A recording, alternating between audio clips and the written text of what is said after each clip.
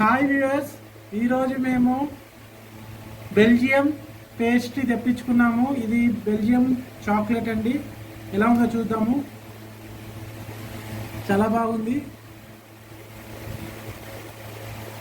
చూస్తున్నారు కదా, ఇది బెల్జియం చాక్లెట్తో చేసిన కేక్. దీనికి చుట్టూ కూడా చాక్లెట్ను మరియు కొంచెం బాదాము పెట్టారండి.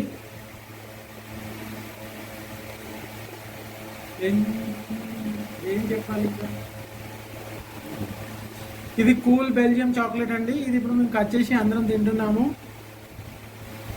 చూడండి ఎంత స్మూత్గా ఉందో.